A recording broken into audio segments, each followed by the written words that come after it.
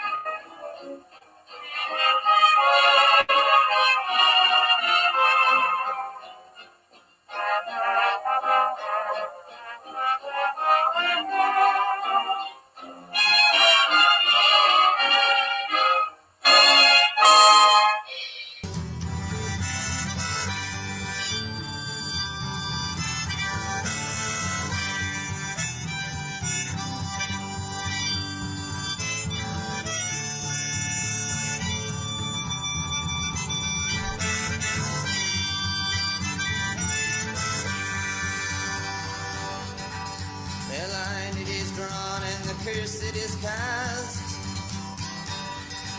This little one now will later be past, as the present now will later be past.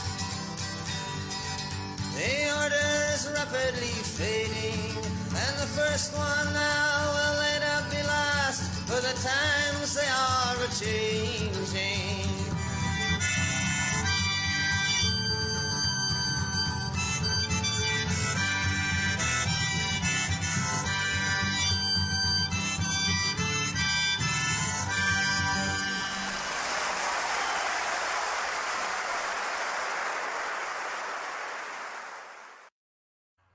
Hello, hello, hello, hello, hello. I'm Nicole Saban, and this is EastLine Insomnia.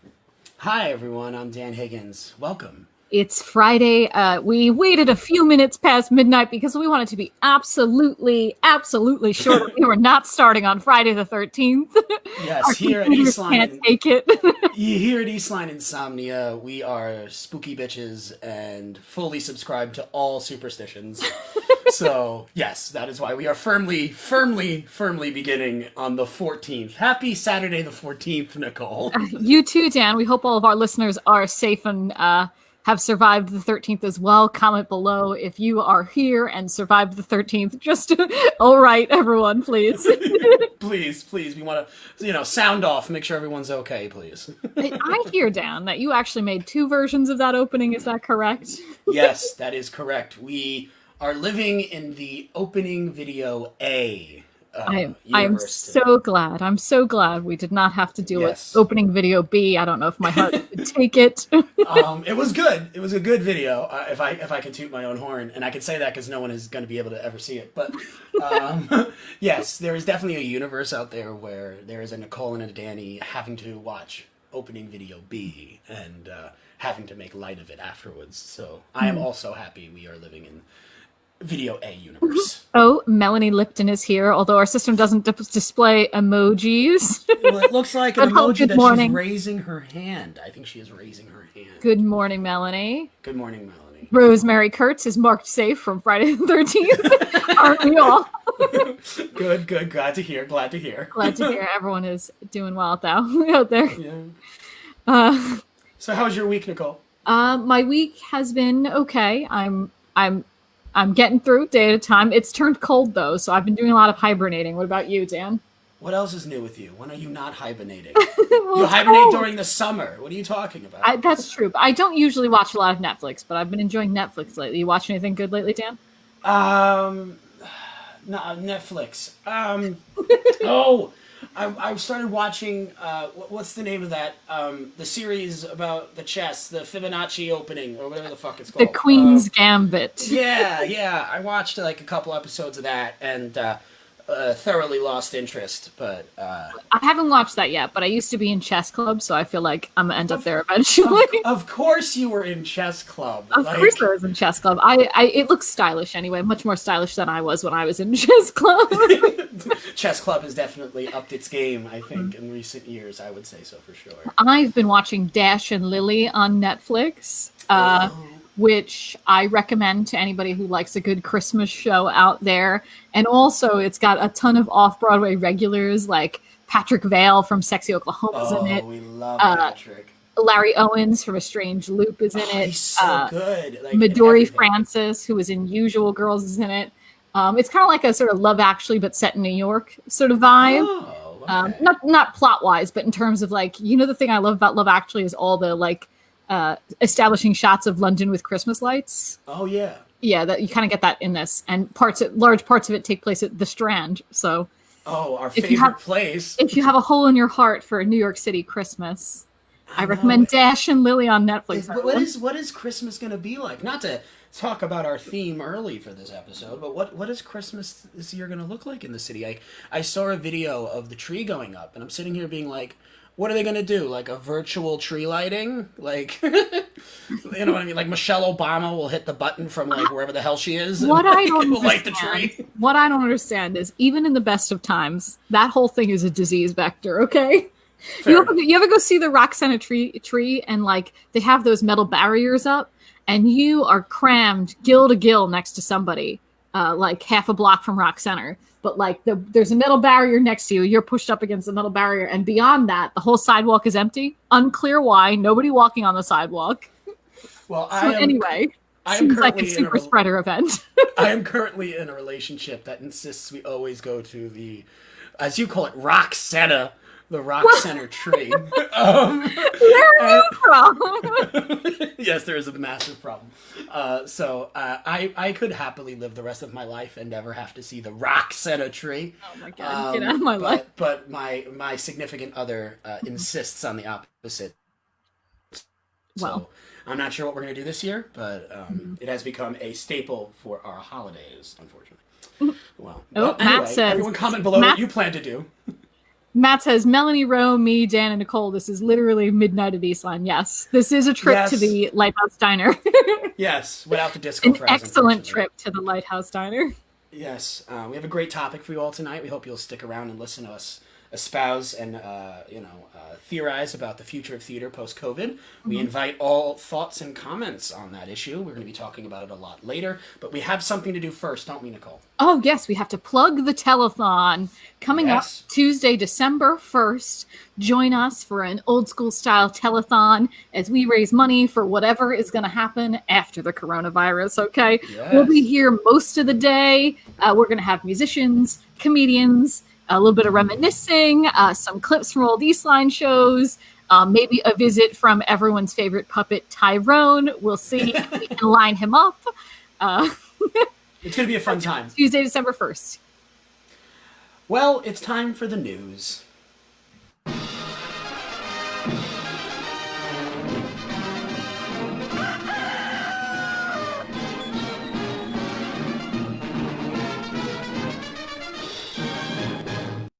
Voters in Jersey City embrace a new tax to finance the arts. Officials had worried that a new arts tax may be too much to ask in a place still reeling financially from the pandemic, but 64% of voters in Jersey City approved the idea. The vote is expected to produce a reliable, dedicated revenue stream that will not be affected by variables of municipal budget negotiations, where arts funding is often an easy target. It was conceived of in 2018 when arts leaders were trying to persuade the mayor and city council to include a line item for the arts in the annual budget. Mr. Fulop, the mayor, rejected that idea, explaining that it would be difficult to establish a stable revenue stream that would not be diminished in future budgets, but he would support a fund that would be shouldered by taxpayers, saying, when you get into tough times, the first thing that is cut is the arts. We wanted to create something that is secure no matter the financial state of the city. But cities in New Jersey cannot establish such a tax without approval from the state legislature. So Mr. Fulop solicited the help of state representatives to draft a bill in Trenton that would expressly allow municipalities to do so. The bill eventually passed, and Governor Philip D. Murphy, a Democrat, signed it in January. For the wider arts community, there was a sense that Jersey City had employed a concept that might work outside its border. Jersey City, which tends to attract audiences from New York City because its theaters and galleries sit just across the Hudson River, is the first municipality in the state to establish a tax to benefit the arts. The plan is similar to taxes created to fund the arts that are used in several municipalities across the country. In 3 Michigan counties, residents pay a property tax that helps fund the Detroit Institute of the Arts, which gives its residents free admission. In St. Louis, property tax revenue generated about $85 million in 2018 for institutions like the St. Louis Zoo, the St. Louis Arts Museum, and the Missouri History Museum. Now, this is the cool part. The tax would be a half a penny rate, which a resident with a house assessed at $500,000, which, in New York is like, a closet, would be paying about $25 a year. Someone with a house assessed at $1 million, for New York, that's a closet and a bathroom, would pay $50. Come on, what do you think, Nicole? Socialism is here to stay. I think that this dovetails really nicely with our first discussion of this season, where we talked about a national theater, and Elena Favero brought up that she thought national theater on a more local level might be something we're interested in. I think this sort of proves that taxpayers are interested in this kind of thing. That maybe you're not happy if your tax dollars go to the National Endowment for the Arts and they fund maybe a national ballet in Washington, D.C. But if you know that your tax dollars are instead going to the theater up the road, you might be more happy to pay that. Would you agree? I agree. I think it shows people are willing. I mean, I think we have a very diverse arts community on Long Island, and we're going to talk more about the mentality of that community in the next segment. But I do think it would be nice to see the state sort of employ these same ideas, specifically in like Nassau and Suffolk, which already do not fund their arts nearly enough, and this would be an easy way to do so. So I would like to see it as well. I think we can only benefit it from, as a culture, we can only benefit from it. So I'd like to see more of it for sure. I would agree. Next up on our news of interest to us because of our 2018 production, after winning the 2017 Tony Award for Best Play, JT Rogers' play Oslo is making its way from stage to screen, with screen favorites Andrew Scott and Ruth Wilson in tow. The HBO film adaptation is currently shooting in Prague, according to Deadline. Tony winner Bartlett Sher directs, marking his feature film debut. The historical drama opens the doors on the secret peace talks that took place between Israel and the Palestine Liberation Organization in Norway in 1993. After its off-Broadway premiere and Broadway transfer, both at Lincoln Center, the shared-directed production opened at London's National Theatre and eventually the Harold Pinter Theatre in the West End. Oslo is expected to premiere next year. Mark Platt serves as executive producer alongside Steven Spielberg. Cool. Do you remember our 2018 production, Dan?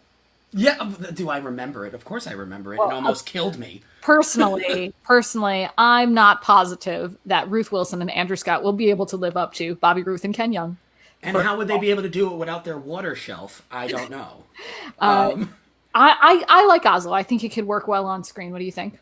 I think for sure, yeah. I think the material actually lends itself better to a film medium. And I know Matt Rosenberg is listening and shaking his head in agreement, and I'm waiting for the comment to say that he does, because I know he does, because we talked about it when we were doing it, that it makes more sense to really be a film. I think it would be easier, better suited that way.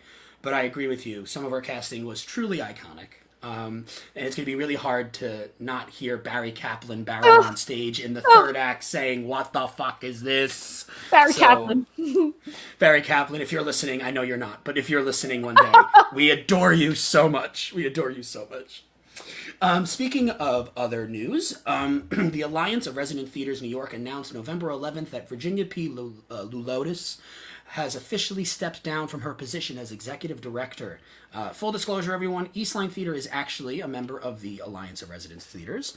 Lulotis was put on administrative leave in August after a group of current and former employees under the collective We Are Art and Why released an open letter to the organization's board of directors that outlined multiple episodes that underlined systemic racism and a lack of equality for Black and other artists of color at the institution. The company subsequently announced it would retain outside counsel to conduct an independent organizational investigation with the goal of establishing anti-racist practices. Lulotis announced her resignation prior to its launch.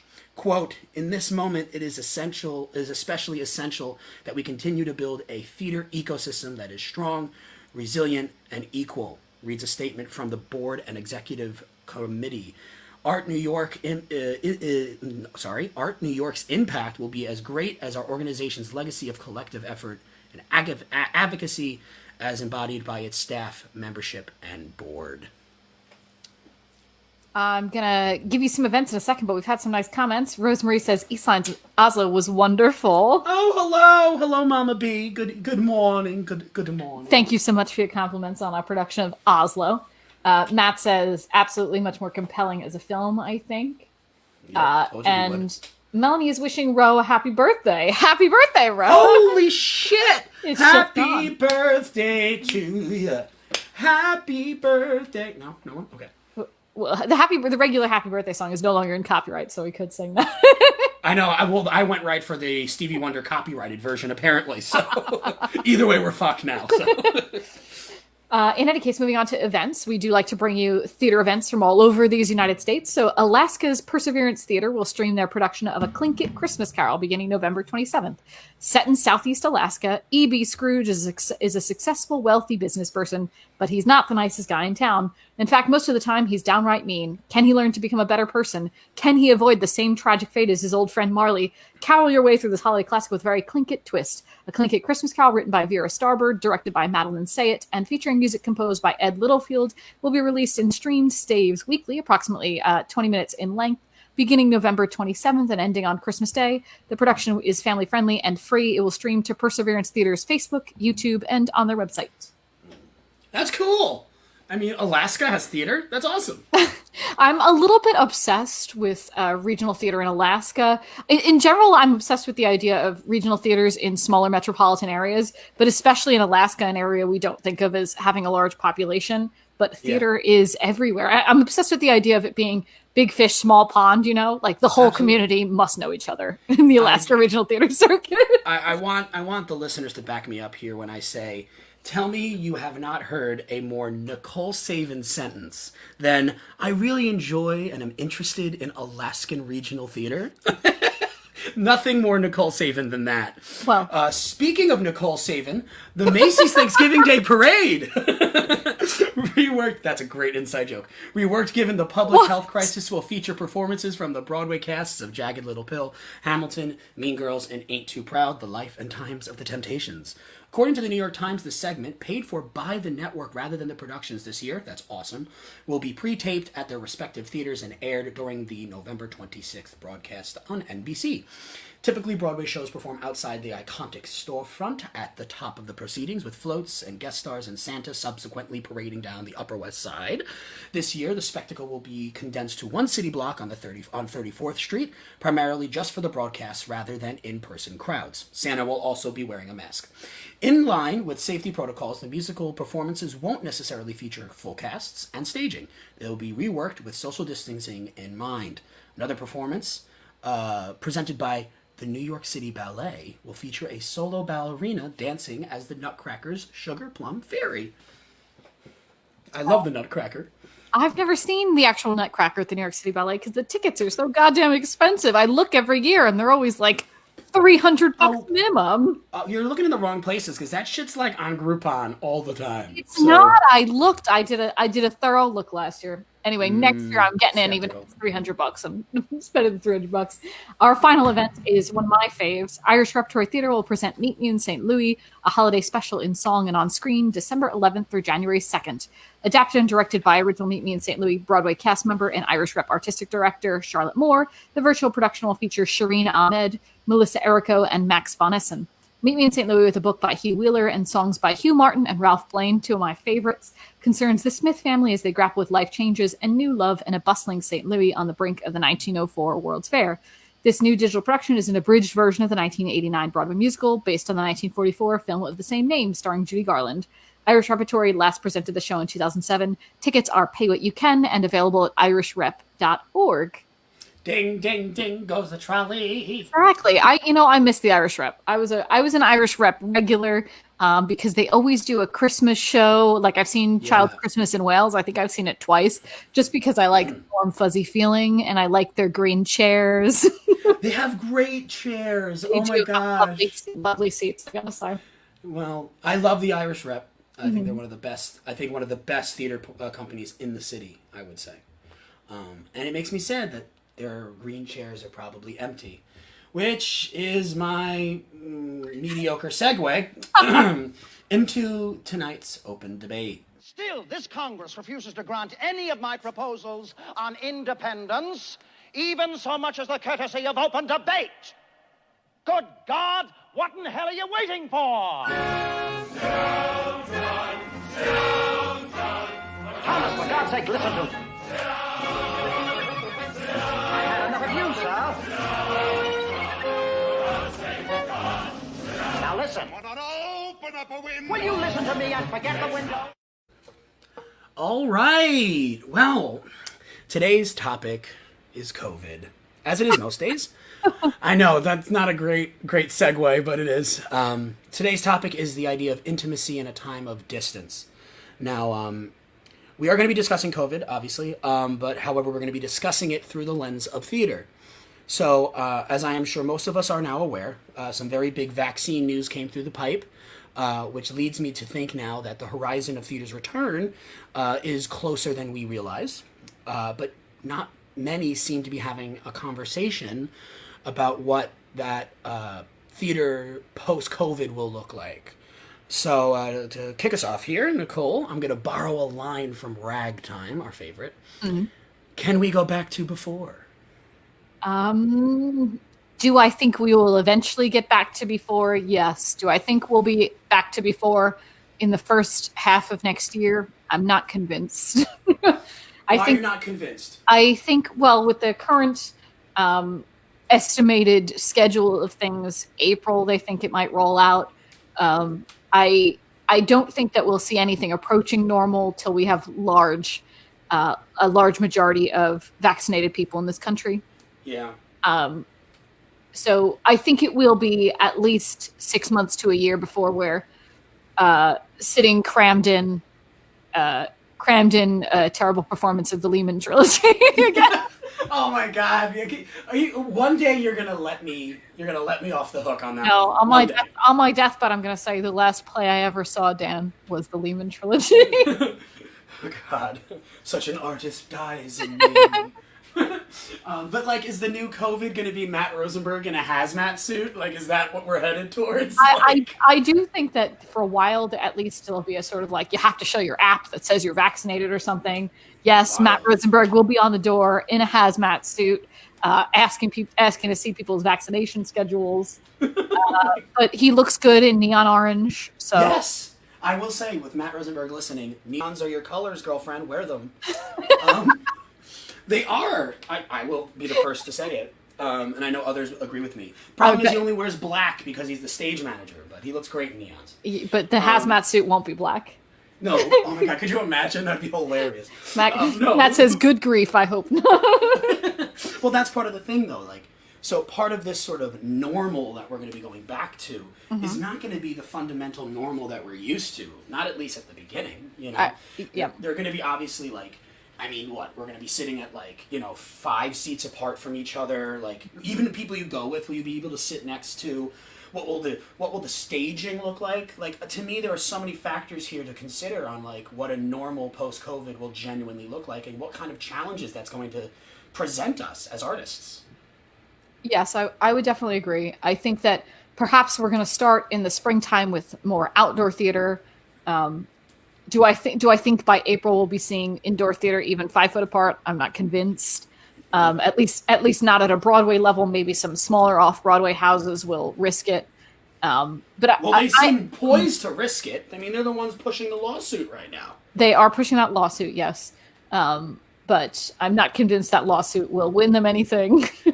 Well, it clearly is giving them some sort of, like, moral, I don't know, it seems like some sort of, like, petty little complaint, Mm-hmm. And I mean, I can understand where they're coming from, too. Like, yes, gyms are open, okay? Mm-hmm. Yes, movie theaters are open. But I don't think that should be the case. I mean, we're watching cases spike in the country right now. Mm-hmm. I mean, we're still having the fundamental argument about mask wearing. Yeah. We're about to enter into a fundamental argument about vaccination, and you have these theaters complaining that they can't open properly, but nowhere do I see any sort of plan in place of what an opening will look like. Like, everyone is talking about, we gotta open. I get that, but what's your plan? I don't see one. Rose says it won't be normal, it'll be normal in quotation marks. Which I think is fair. I think at first we will definitely be doing social distancing, masks, low capacity, 25%, 50%. But I do think at some point it will become financially viable to do more, maybe when we're at 50% or 75% capacity. Matt says it's hard enough to get people to show their tickets, let alone their COVID vaccine app. Amen. See, Matt, this is why if you were in a hazmat suit, they wouldn't refuse you. They would take that shit real serious the second they walked in. No, but you mentioned financial ability, and I think that brings up an easy segue for my next section here, which is the cost of doing such things. I mean, obviously, if we're going to have to do low capacity, right? Yeah. And add all of these new ventilation systems and, maybe plastic screens between seats or putting actors in quarantine bubbles and, doing all this extra stuff just to open. Like the financial burden is going to be extraordinary, which I can only see being laid on the patron. How does it not affect ticket sales? Like, how does it not make it even more economically difficult for people to see theater now? You know what I'm saying? So yes, I think that there is a good chance that could be the case, but I also think people. I don't think there are as many people chomping at the bit to maybe get sick in a theater, as producers would like to think. Well, You remember Scott Rudin's I, terrible ploy back in March where he was selling 50% off tickets. yeah, people called it the COVID discount. Yeah. Remember those blissful 4 days before the quarantine when everyone was making COVID coronavirus jokes? Do you Yeah, remember? so I think that history is probably not going to look kindly on that particular move. Yeah, but I can't imagine now coming out of COVID. You know, you're already dealing with establishments and institutions that are hurting financially already before we even get started on the idea of producing theater and employing people at full staff again. Yeah. You know, and then you have to tell them, oh, by the way, you can only seat 25%. Yeah. You know, how does that burden not make its way to, like, I can't see discounts. I mean, you know, like, even if, like, the amount of people who can go is lower than usual because of what you said, you know, people who are not as willing to go to the theater because of getting sick and such, you know. I can't imagine this being like, I know there are people out there who, you know, remember 9/11 and remember theater post 9/11, and, you know, theaters ran discounts for weeks trying to get people back into the theater. I don't see that happening this time around. I just don't see it. I do think there's an extent to which we're going to move to new pricing models, like ticket refunds, ticket exchanges. I think are going to become much more easy. People are not going to be, because what if you get sick and you lose your ticket? You know, I think that people are not going to be as willing to commit to a date. Interesting. I'm not convinced that there'll be such a demand that they'll be able to charge high prices. I think there will reach a point when it becomes financially viable, when the amount of money people are willing to spend matches what will help a producer turn a profit. Yeah. But yeah, I'm not convinced that it means tickets will be horrifically overpriced, just because I think that not at least until the whole country gets vaccinated and we're sure this is over. I think that there's a large portion of people who are a silent majority of people who are not ready for that, not ready to sit in a crowded room. I would say that it's actually not that silent, because I think so. I mean, it scares me, and it should scare any theater person in Long Island theater, the Long Island theater community, which is that the bedrock of patrons on Long Island are elderly people who are most susceptible to this virus, and they have been told now routinely for the last 6 months, well, you should die, basically. And, you know, they're concerned. And, I mean, we're watching, you know, senior living centers be absolutely, you know, obliterated by this shit. Yeah. And how could these people, after all of that, think, well, I'm going to go see a show that, oh, by the way, the tickets are now double the price. Like, to me, that's where our, like, Achilles heel is right now. We're going to come back to a theater, okay, whose patrons are not attending. Yeah. And I don't think anyone has really thought about that or talked about it. It's like the great unspoken in Long Island theater. Yeah. And I've always said it, and I know it's very insensitive, and I apologize for having to say it, but I've been calling it the Great Death, the Big Death. Jesus. Because, no, but it's true, because we do not have a sort of next generation of avid theater patrons to sort of come in once that generation finally leaves us. And it's scary to think about that, and I think COVID is rushing that along faster, and no one has planned for it. We've got some good comments rolling in. I'm going to share in a second, but I just want you to comment down below, what show would you risk it all for? What's the show that's worth it? I know mine. Tell me yours. Matt says you would need government or nonprofit support to theaters to make the needed changes, especially smaller theaters. Obviously, we agree. We're fully on board here, Matt. We're pro nonprofit, if you couldn't tell. So yes, I think that obviously the first step is a nationwide stimulus package for performing arts. Well, I mean, yeah, that to me is but again, that's not as common sense right now as you would like to think. And I know we can't get too political on this because of our nonprofit status. But, you know, we can at least talk about the fact that our industry is suffering. And, you know, we're now entering this time, I feel, this mentality that's building of profits before patrons. And I do think that, you know, the industry was already very firmly in that mentality beforehand. But now, because they're not being given stimulus money to survive this, they're already on their, like, last legs as far as financial stability. When we come back, if we come back, what that back looks like. You're going to tell me they're not going to be thinking about their purses before they're thinking about their people? I'm not convinced of that. And I think it's going to be leading to a perfect storm situation here where we're going to be right back where we started. Melanie mentions licensing, how this should affect licensing costs as well. We see, I mean, we get emails from every licensing company out there, and a lot are refocusing, and they're offering some streaming rights, but some of the biggies are really not doing anything to offering any of their shows to be streamed online. I'm not currently impressed with license. Yeah, with dramatic licensing companies' options. Yeah. Well, let me throw something at you on that note there, because you mentioned streaming. So this pandemic, from a different standpoint now, this pandemic has made us have to reconsider how we do our work, because we're artists and, we have to do our work. Otherwise we'll dissolve. And, we've, at least at EastLine, I'm sure you could attest to, we've had to employ different methods in which to sort of convey ourselves. Yeah. Could you foresee a future horizon that involves more of those things in the way that theater is produced? What do you think? Certainly, I think it's been a learning experience for us. Surely, we have ventured more into online media than we obviously ever have before.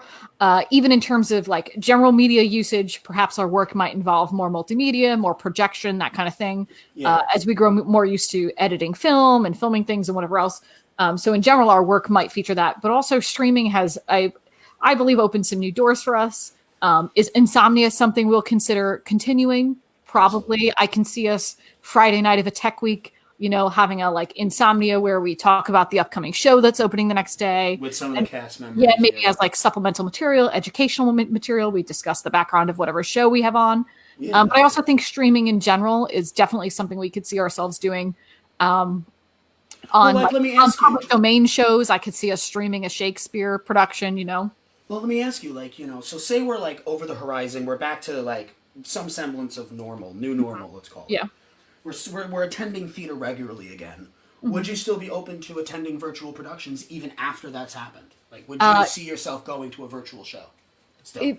It depends. I mean, even pre-corona, I did occasionally watch a live stream show. I actually, the first show I remember watching live streamed was Daddy Longlegs, which was, I don't know what Kevin Davenport said it was. It was the first off-Broadway show to be live streamed. I don't know. But I remember really enjoying it. And I think the opportunities for accessibility, I think ideas about accessibility have been entirely thrown out the door, to be honest with you.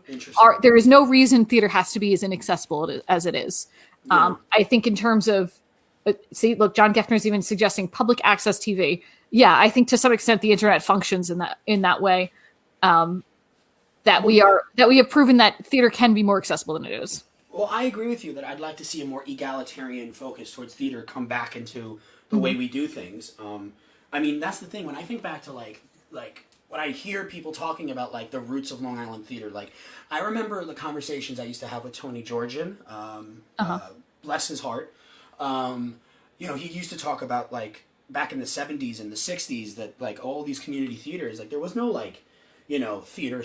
Well, there was, but there was no as we understand it, CM or or Smithtown making these big big establishments doing massive Broadway quality work. It was local groups of people who were on the island doing things in church basements, and then there was the occasional bigger theaters, but they weren't as we understand them now. And there was a more egalitarian feel, the way he describes it, to the way that they did their work. And I feel like we've gotten away from that in recent years. And I wonder if maybe because we've all been without our medium, when we go back into it, we'll be so thankful to be there that maybe our mentalities, our emotions towards it will change. I mean, I know you mentioned this in our rehearsal, and I know you wanted to bring it up, was sort of that kind of the reckoning we dealt with in June.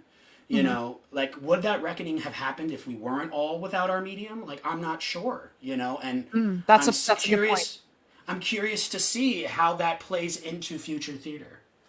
I mean, I am hopeful that the reckoning that happened back in June will have effects on the industry, that we will have more work by Black artists, more work featuring Black performers. In general, I would like people of color to have a larger voice in the industry.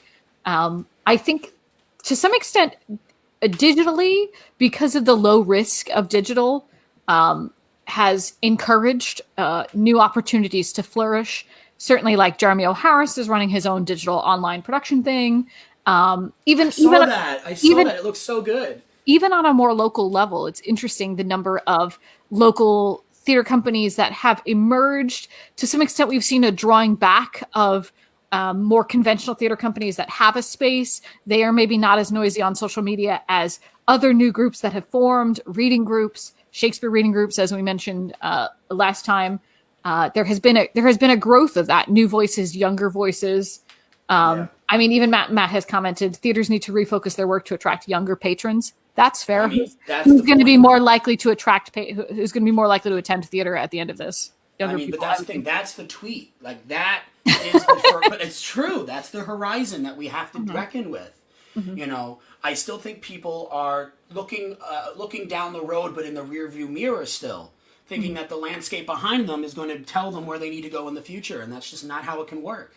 I mean, you want to take it outside of the realm of like the actual precautions we're going to have to take. You know, I think people are going to rush into this in a much like before the now times mentality, which is only going to lead to more destructive behaviors. And I think I'm actually thinking that the modern artist is not going to be willing to deal with that as easily as it was before. Well, so I'm curious to see how that sort of relationship plays into the new normal when it happens. Rowe hypothesizes there will probably be a lot of new theatrical work produced about and because of COVID and other topics. Yes, absolutely. Well, without a doubt. Well, A, I hope not. Last thing I want to watch. But B, I think that I think there's going to be an outpouring of nostalgia when this is over. Do I think we're going to see a lot of 42nd Streets, a lot of Hello Dollys, a lot of, I don't know, I almost said Carousel, but nobody wants to see Carousel. Yeah, I didn't want to see Carousel before the pandemic. So. I know my boyfriend's out there like seething at me for saying that, but hell. I think that I understand people being drawn to nostalgia in times of crisis, obviously. I'm hoping that we'll at least see those nostalgic things. I hope we'll see interesting out there productions of them. Sexy Oklahoma, bring it back. Bring it back. We were going to see it when it was on tour. I'm so sad. Well, if the tour comes back, we there. Let me pivot off that real quick. So just let's have some fun here towards the end of this convo, which is, so if you could produce a show, any musical, any play that you feel would work best to be staged socially distant, which one would you pick and why? And that's for everyone out there too. Give us your choices. We want to talk about it. Like, what do you think would be a good socially distant full production? Well, I mean, we've done a lot of news reports about productions that get unceremoniously shut down, like that. What was it, Beehive, or a 60s jukebox musical where they're wearing the it's a dinner theater too, which makes face it even shields. Worse. Yeah, at a theater People were eating at a theater called Beef and Boards. Anyway, yeah, exactly. But there was I can't remember if it went on or if it was ended up being shut down. There was a Hello Dolly somewhere, which was probably not safe to do, but I was obsessed. All the characters had matching masks. So like Dolly had like a mask to match every outfit, like a purple mask, a red mask for the dress. Of course. Oh my God. Did it have trimmings? Did it have like feathers on it? So I would like to say I would watch Masked Dolly. I also think I would love to see a 3 city block long trolley come on. You know, separate cars, separate people. You know, I'd watch it for a half an hour for sure. Put on your Sunday clothes, bitches.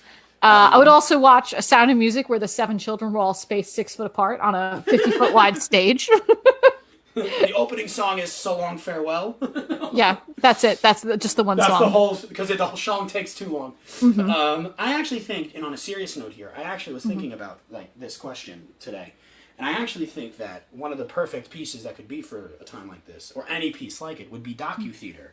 I'm speaking specifically about Moises Kaufman and Laramie Project or Gross Indecency, where, like, specifically the way we ended up producing them, which had this sort of actors placed throughout the stage in, like, a tableau scene. I think you could easily socially distance something like that and be able to do it still with the same intent, and it'd be quite powerful still. So I think I would agree. I would think anything more abstract or non-naturalistic in acting style would be quite effective. Yeah. But, well, as we wind things down, I'm going to bring us to our final question here, which is, quite simply, is Broadway dead? Well, Brian says that's strike two. Just delaying my answer. No, I don't think Broadway is dead. I don't think theater is dead. I know some people are not into digital theater as a medium, but I think that it's something we can learn from, and accessibility wise, it's definitely something we can learn from. And it's something we are going to end up carrying through in some form or another. But do I think Broadway will return? Yes, she is the fabulous invalid. She will never be gone. And I think performing arts are so imperative to New York State's economy that without a return, the rest of our local economies will eventually collapse. It supports restaurants and nightclubs. Wow, Nicole, I'm 95. Thank you. Let's go swing dancing, sweetie. Let's do the Lindy. One day I'm going to reopen the nightclub on top of the Winter Garden Theater and hold dancing after the show. So yes, no, I don't think she's dead. I think she's coming back. Well, it's interesting. So I agree with all the reasons you said, but I actually see them through a glass half empty sort of way. Maybe I'm the pessimist in this conversation, but maybe that's just because I'm a socialist and I don't trust money. But generally, I think Broadway theater, the industry, was just that. It was a money-making industry before we went into this. Right now, I see no reason to think that people have any interest in changing that. And I think when you start putting profits over people, you are only setting yourself up for some sort of disaster to happen. I want to believe that the reckoning that came in June will continue, and I do think that conversation has been had. But as far as safe return of theater, that conversation is 1,000% not happening. And I'm just going to say it. You can see that evident in our own local community theater landscape, that people are, and I get it, people need to make money to keep their theaters afloat. Trust me, I know what it feels like not to have your theater. I understand it better than anyone else on the planet. But, I worry that we are not having the conversation about what is safe, how to do it safely. And I think, look, if you own a theater, if you are the main proprietor of your space, if you are taking people into your space, you are responsible for their well-being. That is how the job works. That is a part of the transaction. Okay? And it's the same for should every light in your hang have a safety wire? Yes, because it could hurt someone if it didn't.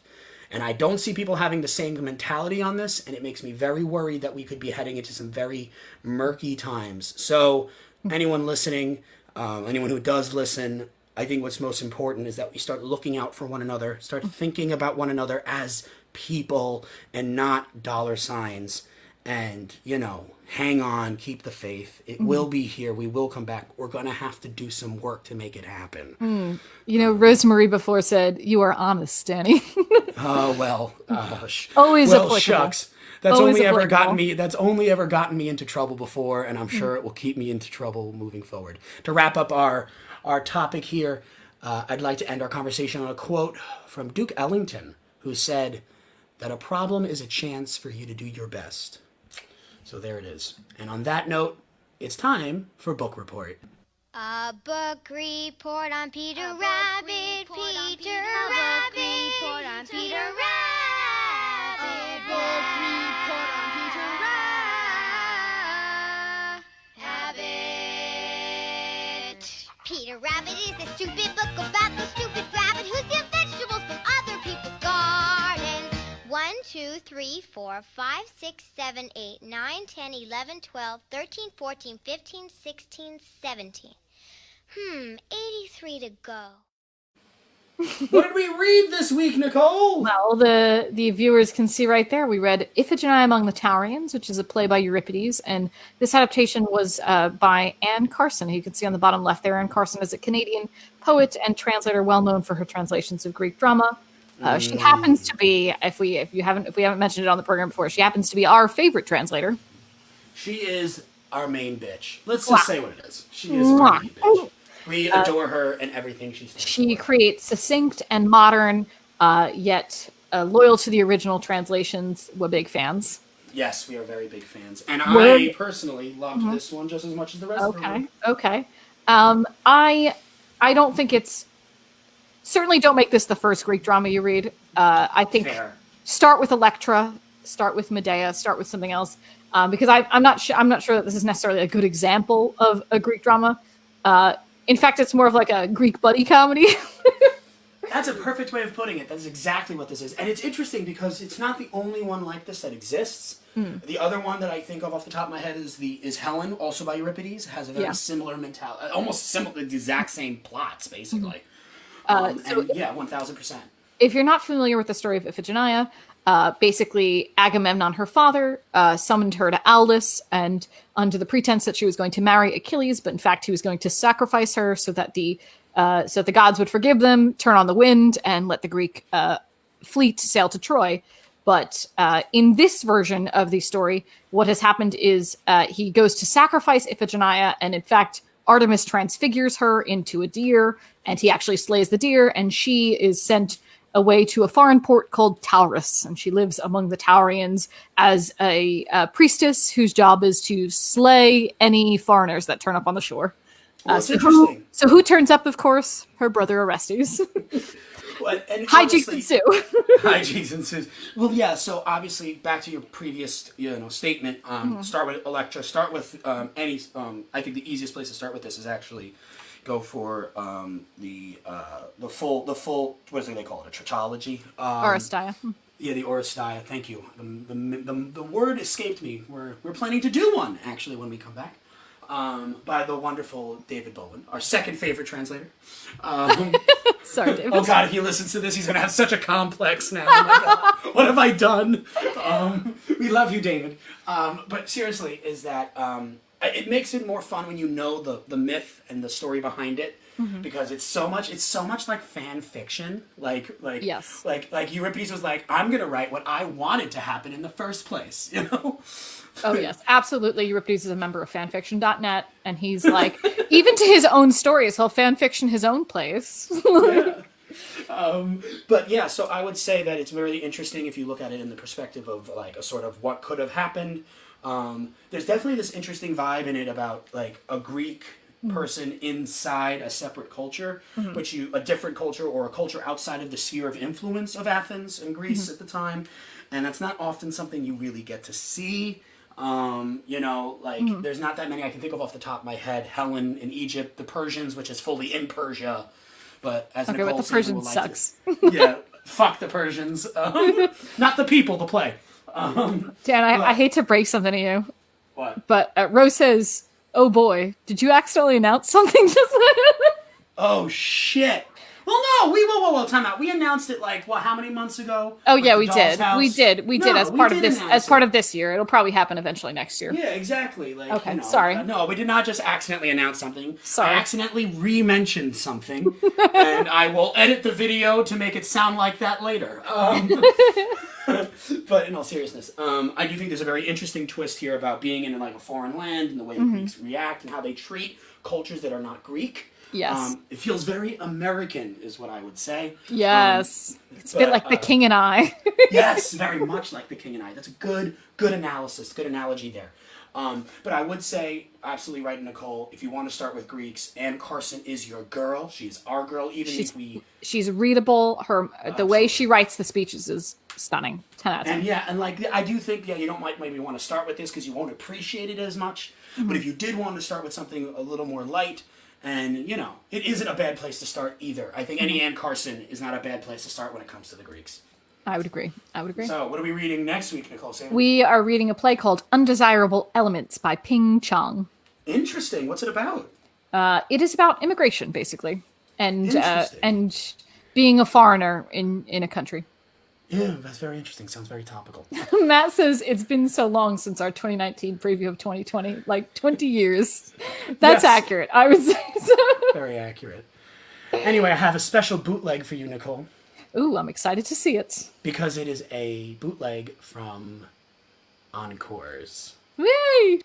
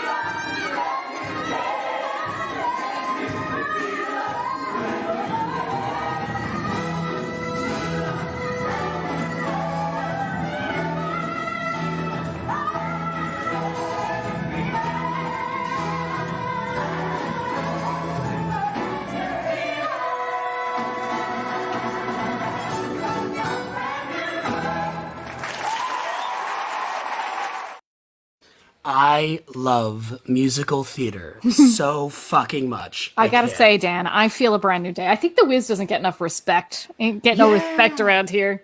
I absolutely agree with you. I'm surprised it didn't end up in our conversation somewhere of great musicals. I think it's an excellent musical. I do think it is. I think the reason it doesn't get mentioned in those kind of conversations is because of The Wizard of Oz and our attachment to Judy. Although The Wiz comes with Andre DeShields, who I have inserted a photo of here.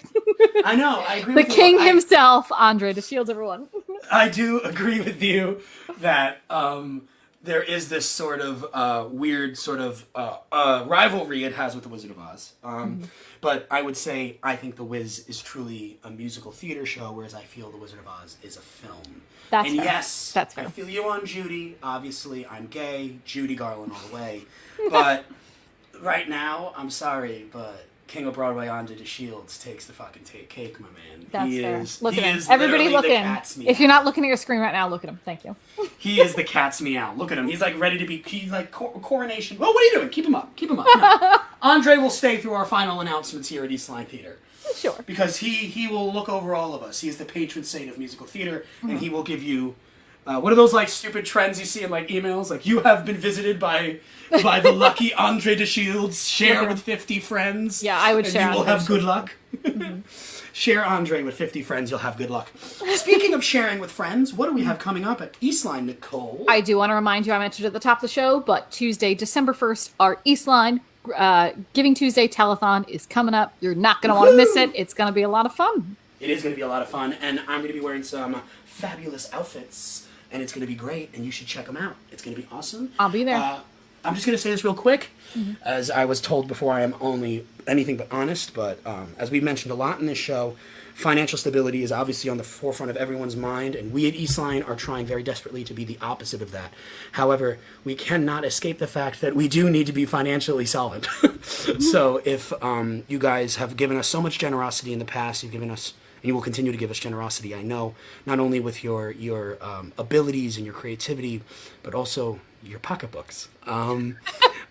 Your generosity in that regards gives us the ability to not have to worry about it, so that we can continue to be the kind of theater we want to be. We thank you from the bottom of our hearts for your generosity in the past, and we just ask you to be a little more generous this year, because we need it. So that's my little speech for you all. That's our PBS fundraising call for $29.99. We'll send you the DVD.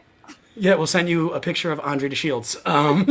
Speaking of the things we love to do, we have the next installment in our Environmental Elegies poem series that's coming to you tomorrow with some lovely, lovely, peaceful, tranquil brook imagery with a poem read by the wonderful Deb Rupee, who does a wonderful job. Oh, it's great. It's great. We hope you guys will check it out tomorrow. But speaking of the day after tomorrow, Nicole. Sunday at 7 p.m., as always, EastLine Book Club will meet.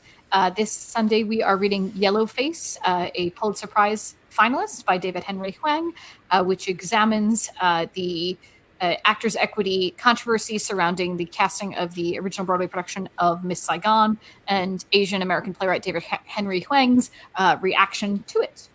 So that's 7 p.m. Sunday night. We will divvy up parts at around 7:15. Go ahead and join us. Go to facebook.com/group/EastLine Book Club for all the info. Yeah, it seems like you can make anything a play. It's interesting that the play has that topic. It's something that's in, like, we don't think about the fact that happened enough. Like, and that was what, 1990, right? 91. This month in book club, we're doing a series of meta theatrical plays. So this fits neatly into that. Yeah, it's wild to me that happened at all. So I'm very looking forward very much to reading that play with you. Speaking of what I'm looking forward to, Nicole, when's our next episode of Insomnia? Finally, our next episode is Friday night at 11:59 p.m. Next week is not Friday the 13th, so we'll start on time next week. Yes, we will absolutely be starting on time at 11:59. We hope you guys will join us. We love you all so much. We're going to say goodbye to Andre before we say our goodbyes. Goodbye, Andre. Bye, Andre. Well, everybody, I hope you guys had a good week. I hope you had a good week, Nicole. Thanks so much for tuning in. I did have a good week. I did. And just remember, when life gets you down, your only so many minutes away from your next sandwich. That keeps me going. As always, I'm Danny Higgins. I'm Nicole Steven. Thank you for listening, everyone. Have a good night, everybody, and please wear your masks.